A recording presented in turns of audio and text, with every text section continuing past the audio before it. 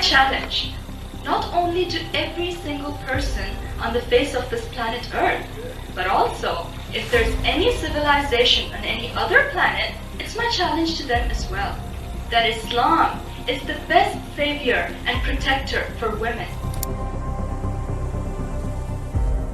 7-year-old Afia Siddiqui was found guilty of opening fire on 6 people, FBI agents and U.S. military, who'd come to question her at an Afghan police station.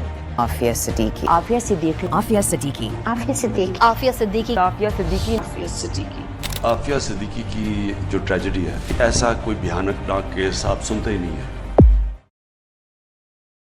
Aafia Siddiqui एक ऐसी खातून जो कि 16 साल से American jail में बगैर किसी जुर्म के जुल्म का निशाना बन रही हैं। She was brutally, physically and mentally tortured. Doctor Aafia की कहानी जितनी सिंपल नज़र आती है उतनी है नहीं, इसमें बहुत ज़्यादा कॉम्प्लिकेशंस हैं और कॉम्प्लिकेशंस इस हद तक कि उनके खुद के मुल्क ने उन्हें ऑन करने से रिफ्यूज़ कर दिया। बात शुरू होती है 9/11 से। Plane has crashed into the World Trade Center. 9/11 के वाक़ये के बाद अमेरिका ने वॉर ऑन टेरर का ऐलान किया और अफगानिस्तान में ऑपरेशंस शुरू कर दिए थे। The United States military has begun strikes against Al-Qaeda terrorist training camps and military installations of the Taliban regime in Afghanistan. इसी वॉर ऑन टेरर की जो हीट है वो पाकिस्तान तक भी आती रही। पूरी दुनिया से मुस्लिम कंट्रीज से मुसलमानों को पकड़ कर गुआंतानामो बे और अफगानी जेलों में रखकर टॉर्चर किया जाता था, फिजिकली, मेंटली और सेक्सुअली। और उनमें से एक दिल खराश केस डॉक्टर आफिया का भी है। 7-year-old Afia Siddiqui was found guilty of opening fire on 6 people,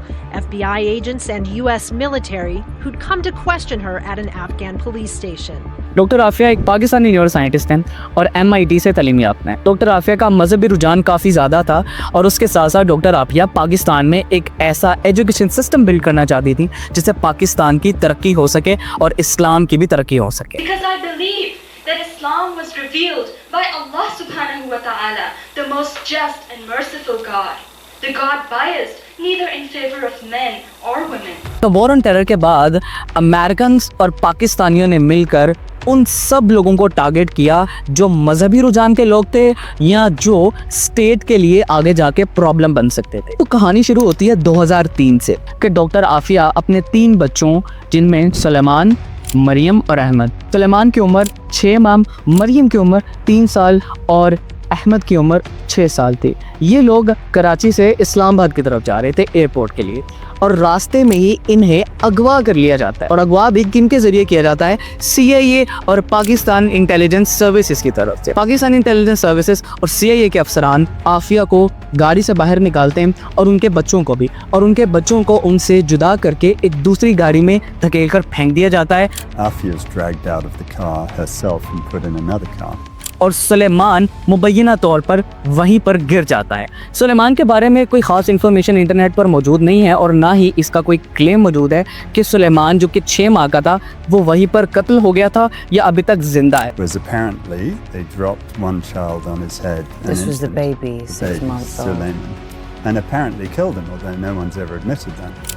और अगर वो जिंदा है तो वो कहाँ पर है? डॉक्टर आफिया और उनके बच्चों को वहाँ से फिर काबुल शिफ्ट कर दिया गया। वीडियो में मैं जो भी इंफॉर्मेशन शेयर कर रहा हूँ वो पब्लिकली अवेलेबल डेटा है। वो डॉक्टर आफिया की लीगल टीम की तरफ से भी प्रोवाइड किया गया, डॉक्टर आफिया के वकील की तरफ से भी। और उसके बाद जो एक दूसरा नैरेटिव है जो कि एक अमेरिकन नैरेटिव है जिसको पाकिस्तान में भी बहुत ज़्यादा जर्नलिस्ट और यूट्यूबर्स ने पॉपुलराइज किया है, हम उसकी भी बात करेंगे। तो काबुल में डॉक्टर आफिया को एक तंग से कमरे में आइसोलेशन में रख दिया गया और उन्हें एक स्ट्रेस पोजीशन में बिठा दिया गया। अब स्ट्रेस पोजीशन ये होती है कि आजकल जदीद दौर के अंदर मारकुटाई से ज़्यादा इस चीज़ पर फोकस की जाती है कि लोगों को ऐसी पोजीशन में बिठा दिया जाए जिसके में वो बहुत ज़्यादा अनकंफर्टेबल फील करें और उन्हें उनकी बॉडी में स्ट्रेन आना शुरू हो जाए, जिसके बाद वो थक हार कर अपना क्लेम कर दें, अपने आप को सरेंडर कर दें। तो डॉक्टर आफिया को भी बहुत दिनों तक वहाँ पर स्ट्रेन पोजीशन में रखा गया और उनके जो बच्चे थे जिनमें अहमद और मरियम शामिल हैं, मरियम को किसी क्रिश्चियन फैमिली को दे दिया गया और अहमद को काबुल की उस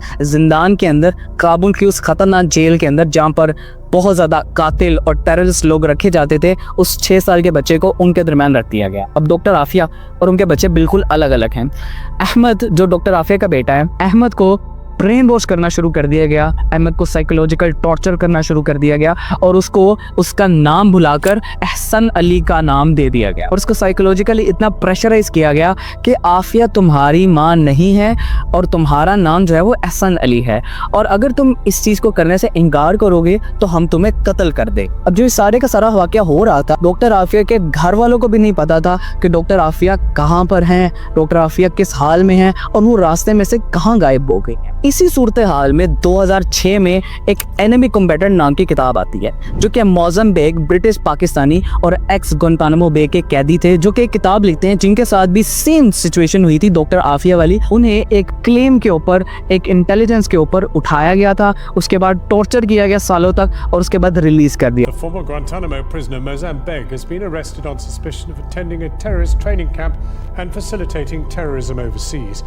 एनिमी कॉम्बैटेंट बुक के अंदर मौजम बेग अपने जेल के हालात वाक़यात लिखते हैं और उसके साथ साथ वो कैदी नंबर 650 का भी जिक्र, और वो कहते हैं कि वहाँ पर एक औरत थी जिसके चीखने चिल्लाने की आवाज़ें आती थी, जिसको मारा पीटा जाता था और इतना मारा पीटा जाता था कि वहाँ के जो दूसरे कैदी थे वो बहुत ज़्यादा उसकी आवाज़ों से परेशान होते थे। अब ये वो पहली एक कड़ी थी जिसके बाद लोगों को पता लगा कि शायद वो औरत डॉक्टर आफिया होगी, शायद वो डॉक्टर आफिया नहीं होगी। काबुल जैसे निकालने के बाद डॉक्टर आफिया को बगराम एयरबेस में शिफ्ट कर दिया। ये वही मशहूर बदनाम किस्म की जेल है जहाँ पर मुसलमान कैदियों को रखकर टॉर्चर किया जाता था, उन्हें बहुत बुरी तरह ट्रीट किया जाता था, इंसानी लेवल से भी नीचे का ट्रीटमेंट उनको दिया जाता था। डॉक्टर आफिया को इस जेल में शिफ्ट कर दिया गया और वहाँ पर उन्हें एक ऐसे कमरे में बंद कर दिया गया जो एक डार्क किस्म का कमरा था और वहाँ पर सिर्फ एक छोटी सी सलात मौजूद थी जिससे एक बहुत ज़्यादा स्ट्रेटेजिकली एक गोल अचीव किया जाता था। डॉक्टर आफिया को वहाँ पर 2nd डिग्री टॉर्चर दिया जाता। डॉक्टर आफिया ने बहुत ज़्यादा हिम्मत दिखाई और वहाँ पर किसी किस्म का भी जो NDA नॉन डिस्क्लोजर एग्रीमेंट है वो साइन करने से मना कर दिया और वहाँ पर जो उनसे डिमांड की जा रही थी कि आप किसी तरह एक्सेप्ट करें कि आपके अलकायदा से ताल्लुक है। अब ये सारी की सारी सूरत हाल 5 साल तक चलती गई। 5 साल तक उन्हें बगराम एयरबेस में रखा गया, रोजाना टॉर्चर किया जाता था, फिजिकली, मेंटली और सेक्सुअल टॉर्चर किया। Where is the justification in trying to rape her, in stripping her naked and forcing her and beating her to walk on it and things like that? Where is the justification of that? 5 साल के बाद CIA को पता चल गया कि यार ये औरत तो हमारी किसी काम की नहीं है, इसने कोई भी चीज़ एक्सेप्ट की ही नहीं, इसने सरेंडर किया और ये एक आम सी औरत है जो कि PhD डॉक्टर है, शायद इसका मजहबी रुझान ज़्यादा है इसलिए इसको यहाँ पर एक प्रोफाइल के तहत भेज दिया गया। अब उन्होंने ये फैसला किया कि हम यार इसको यहाँ से चलता कर देंगे। तो डॉक्टर आफिया को 5 साल के बाद ये बताया गया कि आप यहाँ से जा रही हैं, अब अपने मुल्क जा सकती हैं और उसके बाद जो है आप अपनी ज़िंदगी शुरू करें। अब वहाँ पर पाकिस्तानी इंटेलिजेंस सर्विसेज की खान की खिड़कियाँ खुल जाती हैं। वो लोग इस डाउट में पड़ जाते हैं कि यार अगर पाकिस्तान में डॉक्टर आफिया सिद्दीकी वापस आ गई, ये तो आके मीडिया पर हमारी पोल खोल देगी पाकिस्तानी इंटेलिजेंस सर्विसेज की कि उनके साथ पिछले 5 साल में हुआ गया, किस तरह उन्हें इलीगली अडॉप्ट किया गया। ये तो हमारे प्लान खोल देंगी और पाकिस्तान की क्या इमेज रह जाएगी इंटरनेशनली और नेशनली भी। ये दौर था इनलाइटन मॉडरेशन का, मुशर्रफ का दौर था जिसके अंदर लिबरल आइडियाज और पाकिस्तानी वैल्यूज और पाकिस्तान फॉरेन पॉलिसी को बिल्कुल चेंज किया जा रहा था और प्रो अमेरिकन चीजें चल रही। क्योंकि मुशर्रफ साहब अपनी ही किताब in the line of fire में ये लिखते हैं कि हमने उस दौर के अंदर पाकिस्तानियों को, मुसलमानों को, अमेरिकन को फेक प्रोफाइल्स के तहत दर्जनों के हिसाब से बेचा था, हजारों लाखों डॉलर्स के। तो उसके बाद तो पाकिस्तानी इंटेलिजेंस ने अपनी इमेज बचाने के लिए एक प्लान बनाया, एक कंट्रोवर्सी प्लान बनाया कि जिसके तहत डॉक्टर आफिया को गजनी भेजा जाएगा, वहाँ पर उन्हें एक सुसाइड बॉम्बर की तरह दिखाया जाएगा और सुसाइड बॉम्बर की इतला जब अफगान अथॉरिटीज़ को मिलेंगी तो वो वहाँ पर उन्हें कत्ल कर देंगी और हम यहाँ पर एक ऑपरेशन की सूरत में एक ऐलान कर सकेंगे कि हमने अफगान अथॉरिटीज़ की मदद से एक ऑपरेशन किया गजनी के अंदर और वहाँ पर हमने एक सुसाइड बॉम्बर को ख़त्म किया और ऑपरेशन हक का ऐलान कर दिया। तो ये प्लान प्रॉपर तरीके से बनाया गया। अब इस प्लान के तहत डॉक्टर आफिया को बताया गया कि आपको हम एक बच्चे के साथ गजनी भेज रहे हैं और वो बच्चा कौन था? वो बच्चा वही एहसान अली था जो कि डॉक्टर आफिया का खुद का बेटा था, मगर उसे फिजिकल और मेंटल टॉर्चर इतना ज़्यादा किया गया था कि उसको उसका नाम एहसान अली याद करवा दिया गया था और उसके साथ साथ उसे ये कहा गया था कि आफिया तुम्हारी माँ नहीं है और अगर तुमने ये क्लेम नहीं किया, ये नहीं बोला तो हम तुम्हें कत्ल कर देंगे। अब वो दोनों माँ बेटे एक दूसरे से बिल्कुल अननोन की तरह बैठे हुए हैं। डॉक्टर आफिया को ये बताया जाता है कि आपको हम गजनी भेज रहे हैं और वहाँ आपकी बेटी मरियम से मुलाकात होगी। अब वो दोनों गर्मी में, सख्त गर्मी में काला बुर्का डॉक्टर आफिया को पहनाया जाता है और उसके साथ साथ जो उनका बेटा होता है उसको एक सुसाइड बॉम्बर की तरह की एक मोटी सी जैकेट पहनाई जा सकती है और टोपी पहनाई जाती है, ताकि जिससे ये अपेरेंटली लग सके कि ये दोनों सुसाइड बॉम्बर हैं जो कि अटैक करने की नीयत से आए। अब डॉक्टर आफिया जब गजनी पहुंच जाती हैं तो उन्हें मस्जिद के पास रुकने का बताया गया था कि यहाँ पर एक टीम आएगी और आपको आपकी बेटी दे दी जाएगी। अब वो सारा दिन वहाँ पर बैठी रहती हैं, अपनी बेटी का इंतजार करती रहती हैं और वहाँ पर कोई भी नहीं आता। शाम को बहुत सारे लोग उनके पास इकट्ठे हो जाते हैं और एक शख्स जिसका नाम अमजद मोहम्मदी है वो उनके पास आता है और लोगों से पूछता है कि यार क्या मसला है, क्योंकि अफगानिस्तान का एक कल्चर ही नहीं है कि औरतें रात रात तक अकेले बाहर बैठी रहें और उन्हें उनके साथ कोई मर्द ना हो।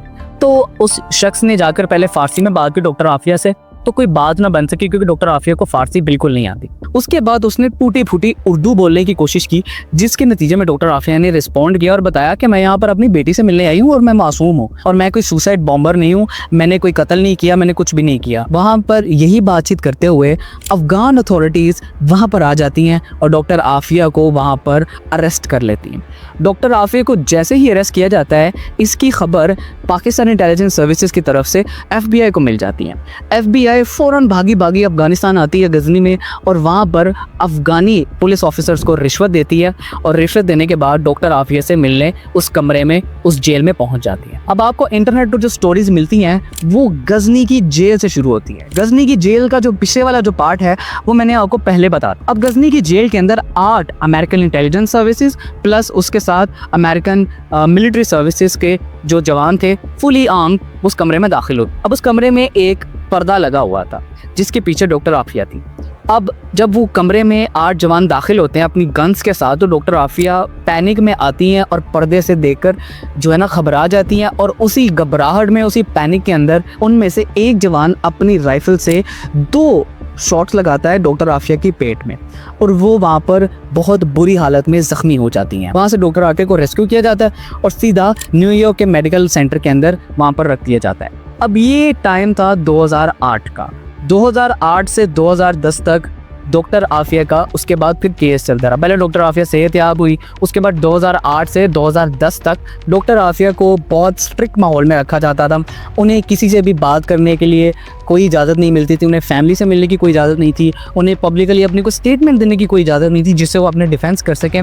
और डॉक्टर फौजिया जो उनकी बहन है वो भी उनसे नहीं मिल पा रही थी। अब बात करते हैं डॉक्टर आफिया के बच्चों, क्योंकि डॉक्टर आफिया तो अब न्यूयॉर्क आ गई हैं। अब उनके जो 2 बच्चे थे, तीसरा तो मुबैना तौर पर कत्ल हो गया था, उसके बारे में खास इन्फॉर्मेशन नहीं है, मगर जो उनका बेटा अहमद था जिसको एहसान अली के नाम से बताया जा रहा था, और जो उनकी बेटी मरियम थी, मरियम को एक क्रिश्चियन फैमिली को दे दिया गया था जो कि गालिबन एक CIA के ऑफिसर्स ही थे जो कि अफगानिस्तान में तैनात हुए थे और अहमद को अफगान अथॉरिटीज़ की तरफ से ही वहाँ से रिकवर कर लिया गया था। अब डॉक्टर फौजिया सर तोड़ कोशिशें कर रही, मगर जो डॉक्टर आफिया की बेटी है मरियम वो CIA के अफसरान के पास थी। अब मरियम को ढूंढने के लिए डॉक्टर आफिया ने बहुत ज़्यादा ताल्लुकात इस्तेमाल करना शुरू किए और उनमें जो की पर्सन था वो रहमान मलिक था।